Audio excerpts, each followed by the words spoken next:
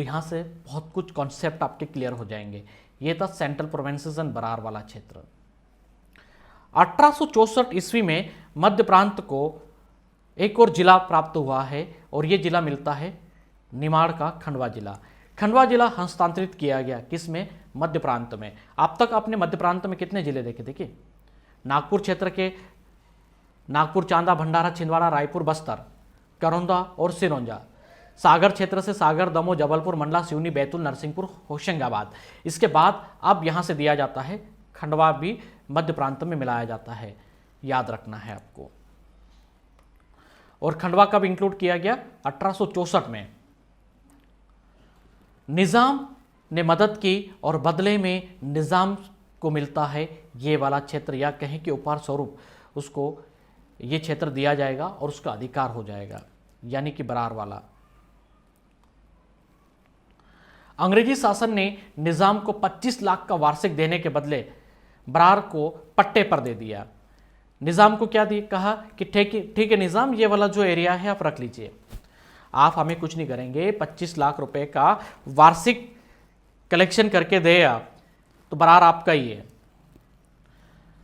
तो पट्टे पर लेने का निर्णय लिया, तो इसको पट्टे पर लिया जाता है निजाम से 25 लाख रुपए का वार्षिक देने के बदले। 1902 में हैदराबाद के मुख्य आयुक्त जीपी हेवेंट, याद रखना इनका नाम, प्रश्न या एग्जाम में प्रश्न जब आएगा तो पूछा जाएगा कि जब संधि हुई थी तो निजाम के साथ किसने हस्ताक्षर किए थे, वो ब्रिटिश आयुक्त कौन था हैदराबाद का? तो 1902 में जेपी हेवेंट जो थे वो और निजाम के मध्य संधि पत्र पर हस्ताक्षर होते हैं। 1903 में बरार को मध्य प्रांत में मिलाया जाता है और बड़ा प्रश्न आपसे पूछा जाएगा कि बरार को मध्य प्रांत में कब इंक्लूड किया गया? तो 1903 में बरार को मध्य प्रांत में शामिल कर दिया गया। 1905 आते आते बरार का एक बड़ा सा हिस्सा संबलपुर मध्य प्रांत उड़ीसा राज्य में हस्तांतरित कर दिया जाता है, शिफ्टेड कर दिया जाता है। यहां से अब हट जाएगा आपका संबलपुर उड़ीसा वाला पार्ट। संबलपुर याद रखना है, संबलपुर जो वर्तमान उड़ीसा में है वह बरार का एक बड़ा हिस्सा था और यह बड़ा हिस्सा 1905 में हस्तांतरित होता है उड़ीसा राज्य में। 24 अक्टूबर 1936 को बरार प्रांत का फिर गठन किया जाता है और प्रश्न आएगा कि बरार प्रांत का गठन कब किया गया था? तो आपको आंसर करना चाहिए बरार प्रांत का जो गठन किया गया था 24 अक्टूबर 1936 को। 1936 जो था वो बहुत ही निर्णायक साल रहा। बरार प्रांत इसमें मिला दिया जाता है, या कहें कि बरार प्रांत का गठन कर दिया जाता है। बरार प्रांत मध्य प्रांत पहले ही इंक्लूड था। तो 24 अक्टूबर 1936 को बरार प्रांत का गठन किया गया।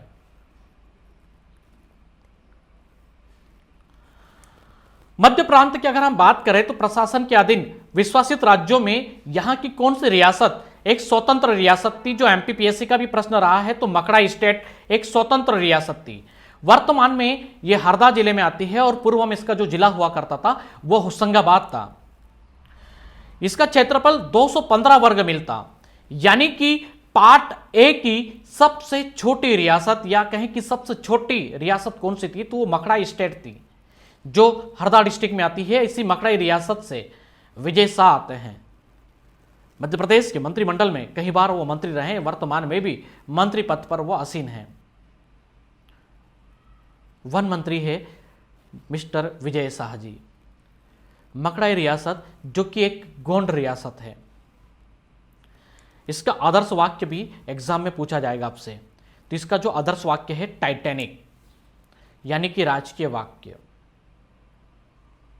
टाइटैनिक इसका आदर्श वाक्य है, मकड़ा रियासत का है।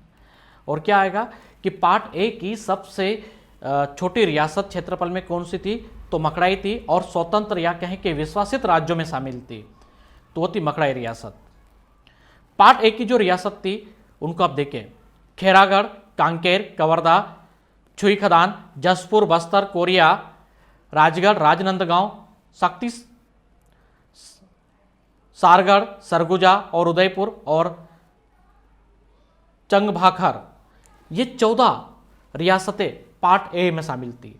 और इनमें से किसी भी रियासत को पूछ लिया जाएगा कि पार्ट ए की रियासत कौन सी थी।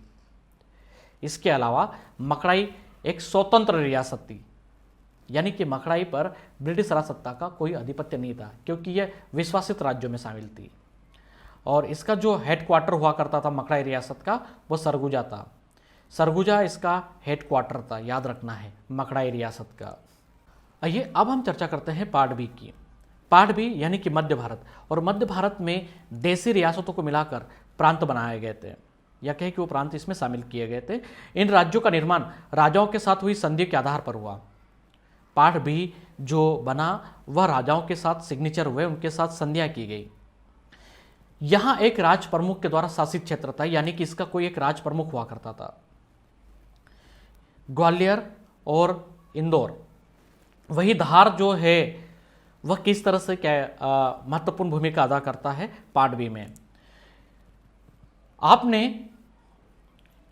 ये जरूर पढ़ा होगा कि 28,500 का बड़ा बीघा कौन सी रियासत का था, तो वो था ग्वालियर का। तो याद रखना है 28,500 का बड़ा बीघा जो जमीनी क्षेत्र है,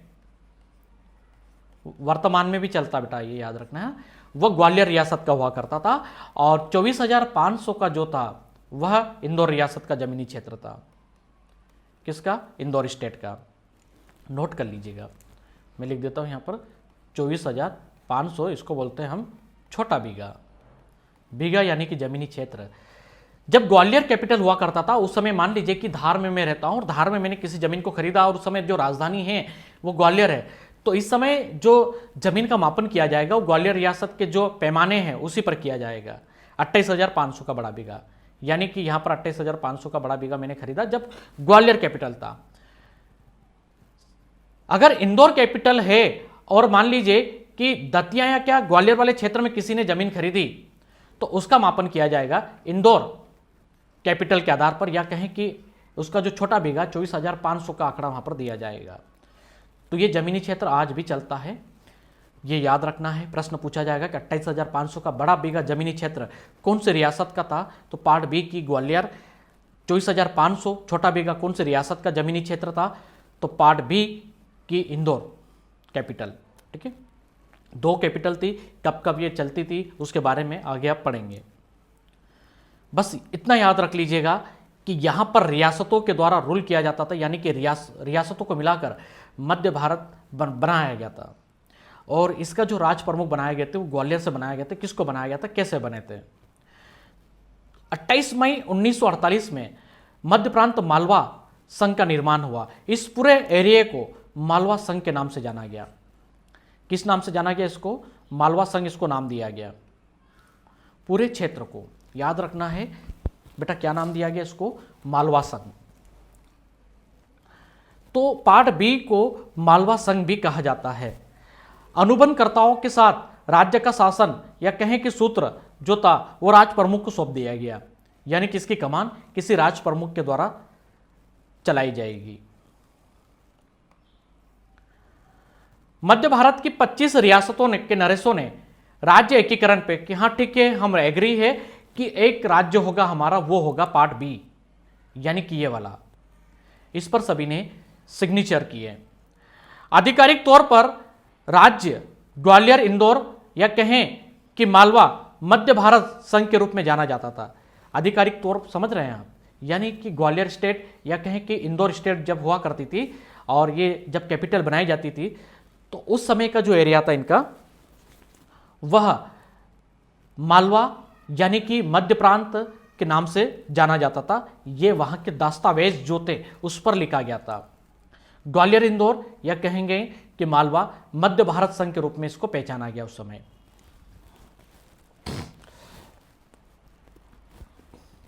रियासतों के शासन के प्रबंध के लिए 9 अनुबंधकर्ता प्रशासक बनाए गए, जिनमें धार, रतलाम, राजगढ़ ऐसे 3 क्षेत्रों के लिए 3 मुख्य प्रशासक नियुक्त किए गए। ये स्पेशल चले। धार है आपका, राजगढ़ वाला क्षेत्र है, रतलाम, इन तीनों के लिए मुख्य प्रशासक अलग से नियुक्त किए जाते हैं। और आपसे प्रश्न आएगा कि पार्ट बी में देशी रियासतों के शासन प्रबंधन के लिए या कहें कि उनके मैनेजमेंट के लिए कितने अनुबंधकर्ता प्रशासक नियुक्त किए गए थे? तो 9 किए गए थे।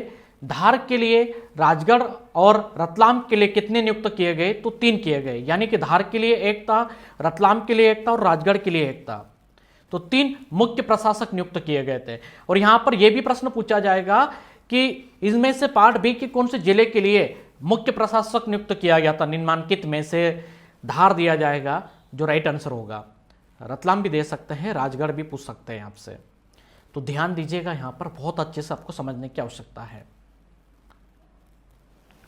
नवंबर 1948 को मध्य भारत को 16 जिलों में डिवाइड किया गया, यानी कि पार्ट बी में कुल जिलों की संख्या कितनी हुआ करती थी? 16 हुआ करती थी।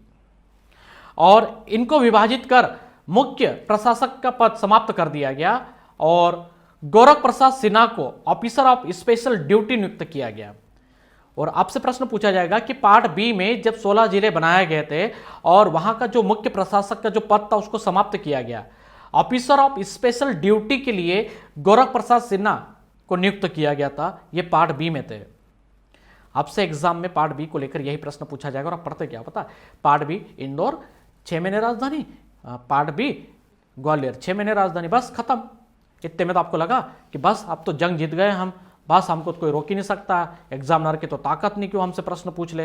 अरे देखो कैसे प्रश्न पूछेगा वो आपसे बेटा, ऐसे ऐसे प्रश्न पूछेगा ना कि आप खुद चौंक रहे हो अभी। यहाँ पर ये गठन तो आपने कहीं बार पढ़ा होगा, बट इस टाइप का जो गठन आप पढ़ रहे हो ना, यहाँ पर जो नाम आ रहे हैं, यहाँ पर गौरव प्रसाद सिन्हा, 1948 में कितने जिले बनाए गए थे? पार्ट बी का सबसे बड़ा क्षेत्रफल की दृष्टि से जिला कौन सा था? तो वो था खरगोन। खरगोन पार्ट बी का सबसे बड़ा जिला था क्षेत्रफल की दृष्टि से, है ना, ये भी याद रख लीजिएगा। अभी तो मंत्रिमंडल बाकी है। मध्य भारत सरकार ने पब्लिक सर्विस कमीशन बनाया। यह भी याद रखना है कि पब्लिक सर्विस कमीशन का निर्माण पार्ट ए, पार्ट बी या पार्ट सी ने किया था। तो आप क्या आंसर करोगे? पार्ट बी ने। इसके अध्यक्ष किसको बनाया गया? तो डॉक्टर एल.डी. जोशी को इसका अध्यक्ष बनाया गया। सदस्य पद पर एस.बी. कानूनगो और C.W. पंडित को नियुक्त किया गया था। तो पब्लिक सर्विस कमीशन का जो गठन किया गया था वो पार्ट बी में किया गया था। 1948 में गौरव प्रसाद सिन्हा को ऑफिसर ऑफ स्पेशल ड्यूटी नियुक्त किया गया। तो प्रश्न आएगा कि पार्ट बी के ऑफिसर ऑफ स्पेशल ड्यूटी किसको नियुक्त किया गया? तो आप बोलेंगे हमारी किसी पुस्तक में तो है नहीं भगवान, हमने तो कहीं पढ़ा नहीं, गूगल दादा तो बताया नहीं, फेसबुक आया नहीं और व्हाट्सएप यूनिवर्सिटी गायब थी। हैं? आप ऐसा बोलोगे। अरे इनसे बचना है आपको, समझ में आ रहा है? आपने जो ये कोर्स खरीदा है C9 के हाफ पर, आप समझ पा रहे हो आपके कोर्स खरीदने से क्या बेनिफिट हुआ आपको? बहुत बेनिफिट हुआ है आपको। जो आपको कहीं पढ़ने को नहीं मिलता वो अब मिल चुका है यहाँ पर। खैर कोई दिक्कत नहीं है, नहीं तो आप बोलोगे सर खुद की तारीफ करते रहते हो। विधान मंडल गठित किए गए, 4.5 साल तक विधानमंडल चला करता था यहाँ पर, ठीक है। यानी कि जो विधानसभा होती थी वो 4.5 साल के लिए रहती थी। और विधानसभा जो पार्ट बी की थी वो ग्वालियर के मोती महल में संचालित होती थी। कहाँ पर? ग्वालियर के मोती महल में।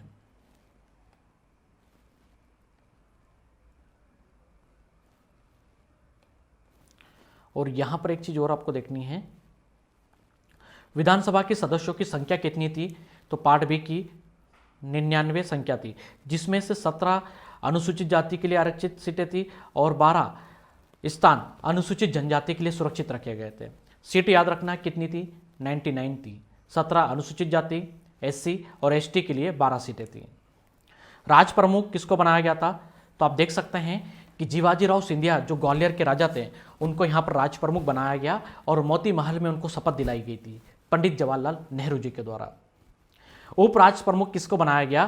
तो यहाँ पर यशवंतराव होलकर जो सेकंड थे, क्या याद रखोगे? सेकंड, द्वितीय, यह उप राज प्रमुख थे। प्रश्न पूछा जाएगा कि उप राज प्रमुख कौन थे? तो वो थे यशवंतराव होलकर। यशवंतराव होलकर को फील्ड मार्शल के नाम से जाना जाता है। कौन सा होलकर शासक फील्ड मार्शल के नाम से जाना जाता है? तो आप आंसर करेंगे यशवंतराव होलकर सेकंड। इन्हीं ने 1947 में एशिया महाद्वीप का सबसे बड़ा हॉस्पिटल बनवाया था, जिसको हम MY हॉस्पिटल कहते हैं। 1947 में MY हॉस्पिटल एशिया महाद्वीप का सबसे बड़ा हॉस्पिटल था। ये कौन सा? MY hospital. याद रखना है, ठीक है, अच्छे से।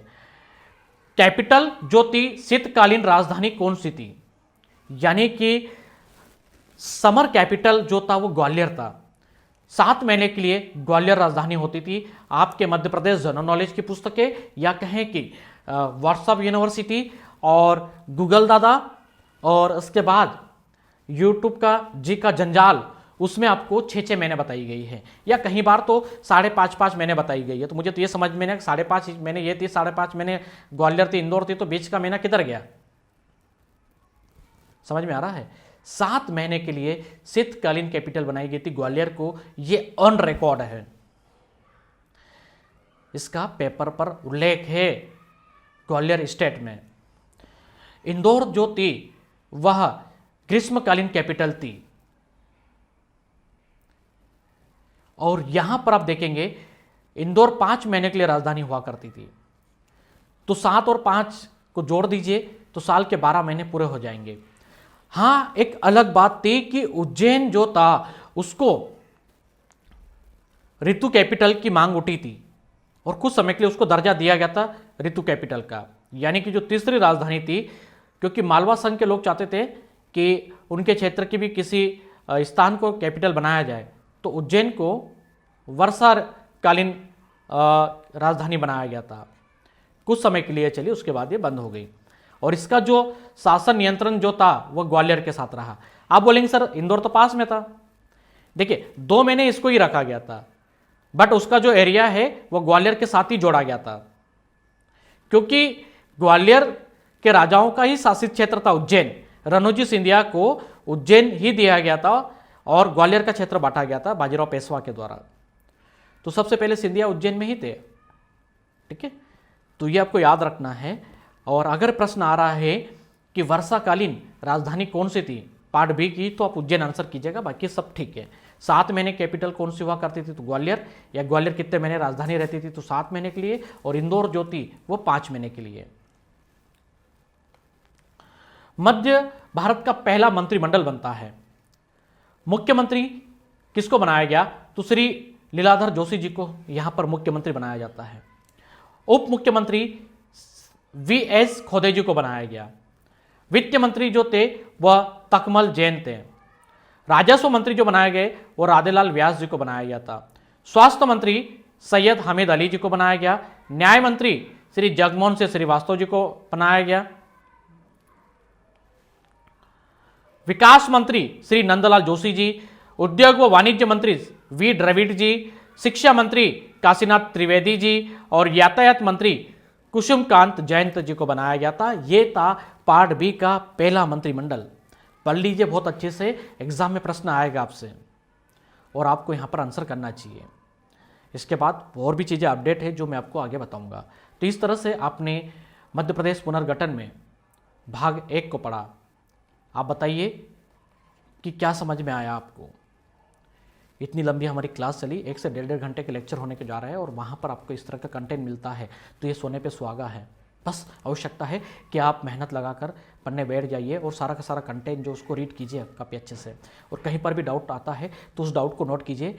और जो मैं संदेह निवारण सत्र यानी कि डाउट क्लियरिंग क्लासेस रखूँगा, तो वहाँ पर आप पूछ सकते हैं आकर, आपके डाउट पूरी तरह से क्लियर किए जाएंगे।